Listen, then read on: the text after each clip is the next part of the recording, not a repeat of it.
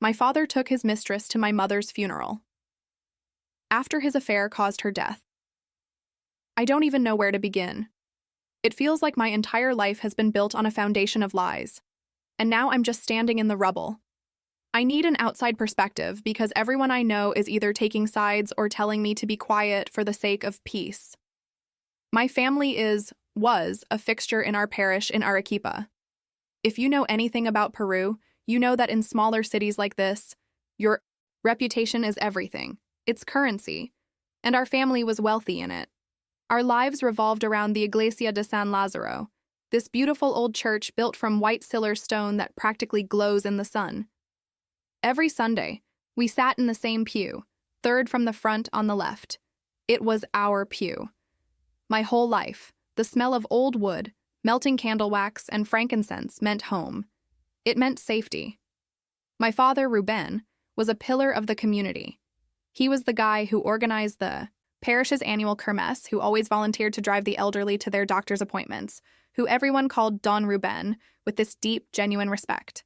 He had this booming laugh that would echo in the church courtyard after Mass and a handshake that made you feel like you were the most important person in the world.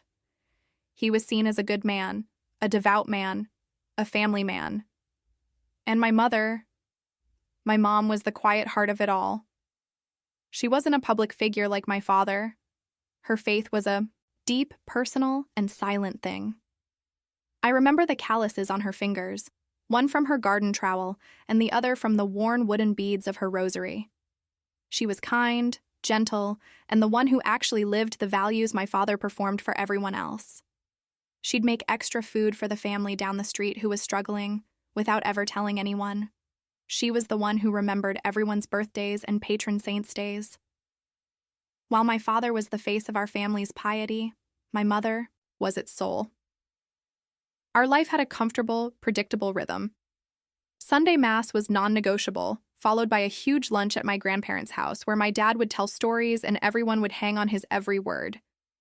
My younger brother, Mateo, and I grew up thinking this was just what life was. Stable, secure. We were the family everyone looked up to. Our identity wasn't just ours. It was tied to the parish, to the community's perception of us. We weren't just the Vargas family. We were the Vargas family from San Lázaro. That meant something. It meant we were good people. It meant we were safe. God, what a joke. That safety was an illusion, a beautiful, fragile thing that was about to be shattered into a million pieces. The cracks started small, like you see in old stone walls, before the whole thing comes crashing down. It began with my father's phone. He'd started guarding it like it was a state secret, but one evening he left it on the kitchen counter while he went to take a shower. My mom was humming, chopping vegetables for dinner, and it lit up. A message preview on the screen. It wasn't the words that caught her eye, it was the name. Angela. Angela. Not some stranger. Angela, a woman from our parish. Younger. Recently divorced. Someone my mother had offered condolences to not 6 months prior. My mom just froze, the knife still in her hand. I saw her face go completely pale under the warm kitchen light. She didn't have to read the message. The little heart eye emoji next to the name was enough. That night, she confronted him. I was in my room, but I heard the low, tense murmur of their voices. I heard my mother's voice break just once, a sound that sliced right through me. After that, she was just quiet. A deep, heavy silence fell over our house. But the real gut punch wasn't just the affair. That was a betrayal of the heart. What came next was a betrayal of her life. My mother had a heart condition, something she'd managed for years with, medication. It was expensive, but we were comfortable. Or so I thought. A few weeks after she found out about Angela, she got a call from the pharmacy. Her prescription hadn't been refilled because the payment was declined. She tried to brush it off, telling me it was probably a mix-up with the bank, but I saw the flicker of fear in her eyes. That's when we sat down at her little desk in the study, the one that always smelled of old books and dried roses, and we pulled up the bank statements. My blood runs cold just thinking about it. There it was, in black and white. Transfers, thousands of souls at a time, to an account under Angela's name. Charges for fancy restaurants in Miraflores I knew my mother had never been to. A weekend trip to a resort in Paracas. He was funding a whole second life, a life of luxury and romance, while the automatic payment for the medicine keeping his wife alive was bouncing. I watched the light go out of my mother's eyes as we scrolled through the pages. It wasn't just heartbreak. It was a cold, dawning horror. She wasn't just a wife he was cheating on. She was an obstacle, an expense he was neglecting. The stress of it all just consumed her. She stopped eating. She'd just sit in her garden for hours, not tending to her plants, just staring. The woman who was the soul of our family was hollowed out, turned into a ghost in her own home. 2 weeks later, she had the heart attack. I found her collapsed by her rose bushes. The doctor at the hospital was kind, but blunt. He said her heart was already weak, and a shock or severe emotional distress of this magnitude, well, it was too much. My father stood there in the hospital corridor, trying to look like a grieving husband, but I couldn't even look at him. He didn't just break her heart with his affair. He literally stopped it with his cruelty. Her death wasn't a tragedy. It was a murder, and I knew exactly who was responsible. The funeral was exactly as my mother would have wanted it. Quiet, traditional, and held in the church that was her second home. The air was thick and heavy, a suffocating mix of lilies and the ancient smell of cold stone and incense. Everyone was there, the pews packed with black-clad figures, their hushed sobs a gentle, heartbreaking chorus under the soft organ music. I sat in the front pew, the wood hard against my back, clutching my brother Mateo's hand. His knuckles were white. I was trying to be strong for him, but I felt hollow, like someone had scooped everything out of me, leaving only a brittle shell.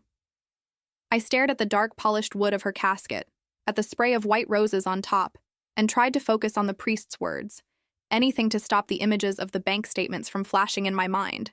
Then, the massive wooden doors at the back of the church groaned open. A slice of blindingly bright afternoon sun cut through the solemn gloom, making everyone squint and turn. For a second, it was just a silhouette against the light. My father.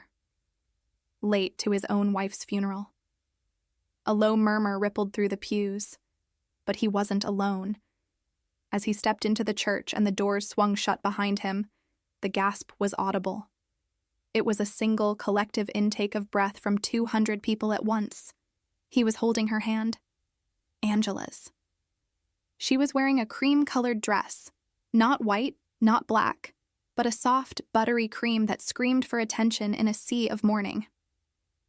They walked down the center aisle hand in hand like they were walking into a wedding reception. My heart didn't just drop, it plummeted. I felt the blood drain from my face and a hot metallic taste filled my mouth. Whispers erupted, no longer hushed but sharp and loud, like the crackle of a fire. Is that? He wouldn't dare. Dios mío, have some shame. My tia, my mother's sister, stood up from the pew behind me, her face a mask of disbelief. She intercepted them, grabbing my father's arm. I couldn't hear her exact words, but I could see her, furious, pleading expression. I saw my father lean in, his face calm, almost serene, and speak a single sentence to her. Later, my tia told me what he said. He looked his sister-in-law in the eye, at his dead wife's funeral, and said, "She's here for me. She's my emotional support." My emotional support. The words echoed in the sudden, ringing silence in my head. He needed support for the grief he himself had manufactured. He brought the weapon that killed my mother to her own memorial service, and called it a crutch. But the final, unforgivable violation was yet to come.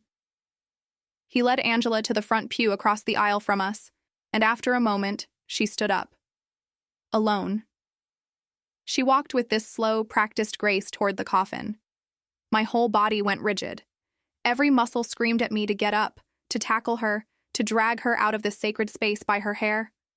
But I was frozen, watching this horror film unfold. She reached the casket, looked down at my mother's peaceful face for a moment, and then she placed a single, perfect white rose on her chest next to the family's arrangement. And then she did something that shattered the last bit of my composure. She rested her hand on the edge of the casket, tilted her head slightly, and held the pose.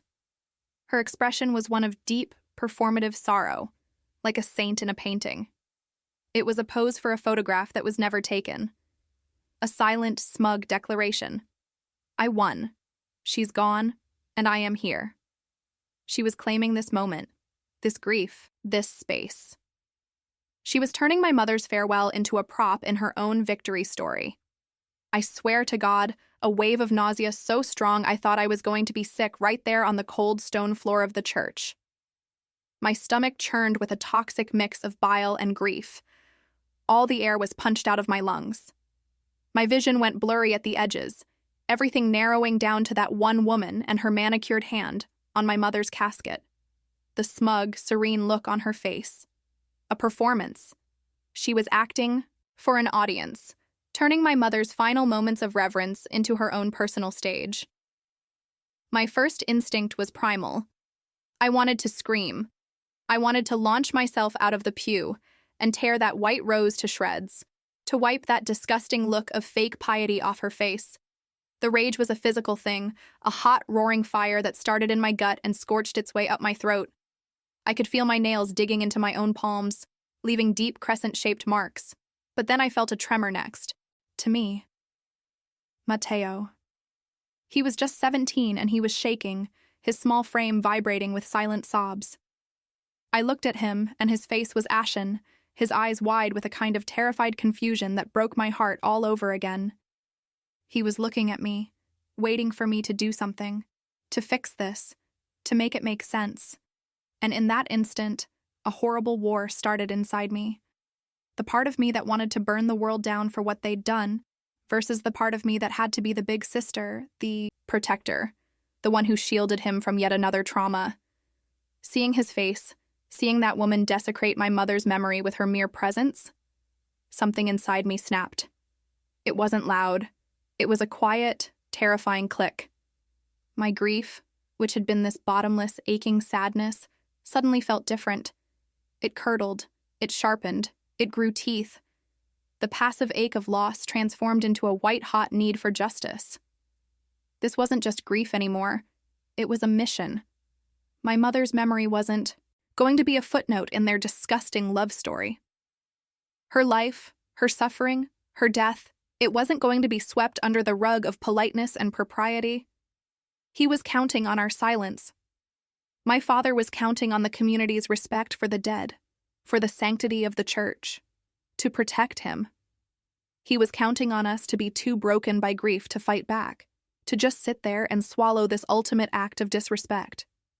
He wanted to walk out of this church with his mistress on his arm and still have everyone's sympathy, to play the role of the tragic, grieving widower. I wasn't just going to let him wear the mask. I was going to rip it off his face in front of everyone he had ever fooled. My mind started racing, the plan forming with a chilling clarity. I had the proof. It was all right there, in a folder on my phone, a little digital bomb I'd been sitting on. The screenshots of the bank transfers, pages and pages of them, showing my mother's medicine money being funneled directly to Angela. The text messages I'd found on the family iPad, full of their plans, their pet names, their casual cruelty. And the worst part? A voice note he'd accidentally sent to my aunt instead of Angela a few days ago. I can still hear his voice, so calm and rational, talking about how this funeral would be good for closure, so he and Angela could finally move on without the drama. He didn't want closure for my mother. He wanted it for himself. He wanted to bury his guilt right, along with her body. No, I wouldn't let him. I wasn't going to make a scene for Mateo's sake, not a screaming one anyway. But I was going to make sure that not a single person walked out of this church today thinking my father was a victim. They were all going to know the truth. They were going to see the monster hiding behind the mask of Don Ruben. The moment my plan solidified, I started to stand up. I was going to walk right over there and say it all. But before I could even get to my feet, a hand clamped down on my arm, hard. It was my tia, my mom's sister, her face pale and her eyes wide with panic. She leaned in close, her voice a desperate hiss in my ear, smelling of old perfume and grief. Carola, no. Por el amor de Dios, don't. Not here. Think of your mother. You cannot make a scene and dishonor her memory like this. We have to keep the peace. Keep the peace. The words were so absurd, they almost made me laugh. The peace had been shattered months ago. My mother was dead, because of him. What peace was left to keep? I tried to pull my arm away, but she held on tighter. Just then, Father Miguel, our parish priest, seemed to materialize beside us. He'd seen the commotion. He bent down, his face a mask of solemn concern, and put a hand on my shoulder. "My child," he whispered, his voice usually so comforting now sounding like a cage. "This is a house of God, a place of mourning and prayer. Whatever worldly anger you feel, it has no place before the altar. I implore, you do not turn this sacred rite into a public spectacle." Their words were like a bucket of ice water. For a second I faltered. The righteousness I felt was suddenly clouded with doubt. Were they right? Was I about to hijack my own mother's funeral and make it about my rage? Was I desecrating this moment, turning her farewell into some vulgar soap opera? The thought made me feel sick all over again. I mumbled something about needing air and stumbled out of the pew, leaving them behind. I didn't go outside. I went to the small room off the sacristy that my mother used as a study when she volunteered here, organizing church records. The second I opened the door, her scent hit me, that faint mix of rosewater and old paper. It was like walking right into her arms. I collapsed into her chair, my head in my hands, just wanting to breathe her in one last time. My eyes fell on her worn, leather-bound prayer book on the corner of the desk. There was an envelope sticking out of it, thick and white. My name, Carola, was written on the front in her elegant, familiar script. My hands were trembling so badly I could barely open it. The letter inside was several pages long. It was her voice, clear and strong, on the page. She started by telling me how much she loved me and Mateo, how we were her greatest pride. Then, the tone shifted. "I know you've seen the bank accounts, mi vida," she wrote. "I know you know the truth. I don't want you to carry this with bitterness. But I don't want you to carry it in silence either. Your father is not the man this parish thinks he is. He has drained our savings, the money I set aside for your and Mateo's education, to build a new life with that woman. He chose her over my health, over our family, over everything we built. She had listed the account numbers, the dates of major transfers, a complete ledger of his betrayal. It was all there. But it was the final paragraph that stole the breath from my lungs and solidified the ice in my veins. I have a feeling he will try to control the narrative of my death, just as he tried to control my life. He will perform his grief for all to see. He may even be shameless enough to bring her to my farewell. If he does, Carola, I am asking you for one last thing. Do not let him. Do not let my memory be small. Do not let my life be reduced to a quiet tragedy he can use for sympathy. You have the truth. Use it. It wasn't just permission. It was a command. A blessing from the grave. This wasn't my spectacle. It was my mother's final wish. I folded the letter, tucked it into my pocket, and walked out of that room with a purpose so clear it felt like a holy calling. I walked back into the main sanctuary just as the last eulogy was ending. My father was rising from his seat, ready to take the lectern and deliver his own tearful, fraudulent performance. I walked faster. I reached the lectern before he did, stepping onto the small platform and adjusting the microphone. A wave of confused murmurs washed over the church. My father froze mid-aisle, his face a mixture of shock and anger. I ignored him. I looked out at the sea of faces, found Mateo's, and gave him a small, reassuring nod. Then I pulled out my mother's letter. My voice didn't shake. Amplified by the microphone, it was calm, cold, and clear, filling every corner of the silent church. "I was not planning on speaking today," I began, "but my mother left a message for me, and I believe she wanted you all to hear it." And then I read it. word for word. I read about the money, the neglect, and her final powerful instruction. The silence in the church was absolute, broken only by a few horrified gasps. When I finished, I placed the letter on the lectern. "For anyone who doubts her words," I said, my voice ringing with an authority I didn't know I possessed, "I have printed copies of the bank statements and their text messages.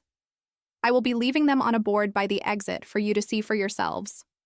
I then looked directly at Angela, who looked like she'd been turned to stone, her face a blotchy, terrified red. "You are not welcome here," I said, not yelling, but my voice cut through the air like a blade. "Leave my mother's funeral. Now." Then I turned my eyes to my father, who was standing there, small and trembling.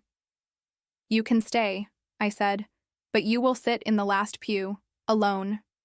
For a few seconds, the only sound in the entire church was the hum of the microphone I had just turned off. It was a deafening silence. Then a sharp, distinct click-clack of heels on the ancient stone floor. Angela was moving. She didn't run, but she walked with a speed that was almost a panic. She didn't look at anyone, just stared straight ahead at the heavy doors, her face a mess of red splotches. Every single person in that church, all 200 of them, turned their heads to watch her go. It was like a physical force, the weight of all those eyes pressing down on her. I could feel it from the lectern. It wasn't just judgment. It was a complete and total banishment. The doors groaned shut behind her, and she was gone. Then everyone's eyes snapped back to my father. He stood frozen in the aisle, his shoulders slumped. The powerful, respected Don Ruben was gone. In his place was just a man, suddenly old and frail and utterly exposed. He took a hesitant step, then another, not towards the front where he belonged, but towards the back. His walk to that last lonely pew felt like it took an hour. He didn't look at me. He didn't look at anyone. He just shuffled, his head bowed, and sank into the shadows of the back of the church. A pathetic, isolated figure. As soon as he sat down, the adrenaline that had been holding me up, making my voice strong and my hands steady, just vanished. It was like a string had been cut, and I almost collapsed right there. A wave of cold washed over me, and my hands started to shake uncontrollably. I gripped the sides of the wooden lectern to keep myself upright. What have I done? The thought screamed in my head. Suddenly, my tia's desperate hiss was in my ear again. "You cannot make a scene and dishonor her memory." Father Miguel's solemn warning echoed right after it.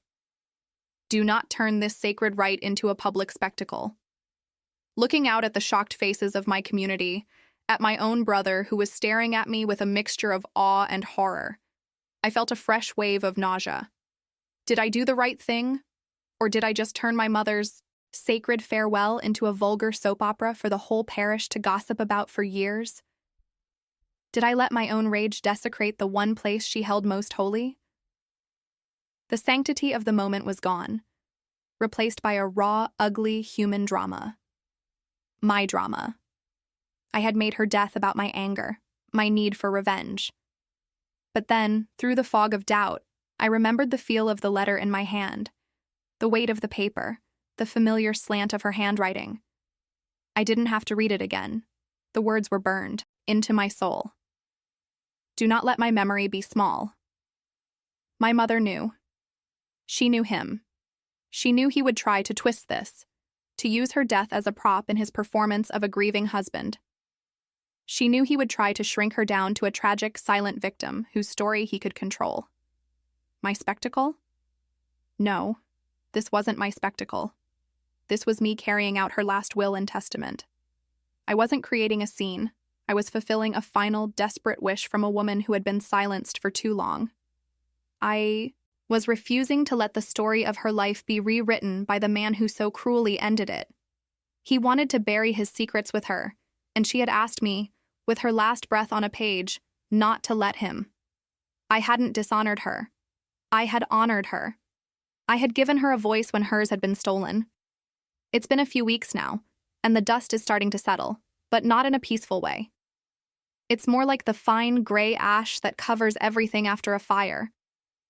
The funeral ended in the most surreal, suffocating silence I've ever experienced. People filed out, and I saw them. I saw every single one of them stop at the board I'd propped up by the holy water font. They'd look at me, then at the printouts of the bank statements, then back at me. No one knew what to say. There were no comforting hugs or whispered, "Lo sientos." They just looked, read, and left, taking our family's shame with them out into the bright Arequipa sun. The fallout was swift. The parish committee held an emergency meeting. And the next day, Father Miguel called to inform me that my father's role as a volunteer and organizer had been indefinitely suspended. The polite, church-approved term for being excommunicated from the community he built his entire identity on. He's a pariah now. The women my mother used to have coffee with crossed the street to avoid him. The men he used to shake hands with after Mass now look right through him. He lost everything in that one moment. And I know it's not my mother he's truly mourning. It's the death of Don Ruben. My mother's letter did more than just expose him, though. It saved us. Our lawyer used it as proof of financial abuse and intent. He successfully petitioned the court to freeze all their joint accounts before my father could drain what little was left for Angela. The letter, my mother's last words, became a legal document that protected me and Mateo. It was her final act of fierce, quiet love, reaching out from beyond the grave to shield us one last time. I haven't spoken to my father. I see him sometimes, a ghost in the windows of the house I grew up in. He looks smaller, defeated. He's left alone with the reputation he murdered. My tia won't speak to me. She says I brought a disgrace on our family name by airing our dirty laundry. Maybe she's right. And that's the part that eats at me in the quiet moments. I'm grieving. I miss my mom with an ache so profound it feels like a physical part of me has been carved out. But underneath the grief, there is this cold, hard sense of peace. I know with every fiber of my being that I did what she asked of me. I defended her. I gave her the final word. I refused to let her memory be small. Yet I can't shake the feeling of everyone's eyes on me, the whispers that follow me at the market. I didn't just expose a cheater. I turned a sacred memorial into a public tribunal. I put my family's ugliest secrets on display in the house of God. The peace I feel is real, but it's heavy. It's a righteous peace, but it came at the cost of all public dignity. So I have to ask you, strangers on the internet, because I don't know who else to turn to. AIT for exposing my father and his mistress at my mother's funeral, effectively turning a memorial service into a public trial.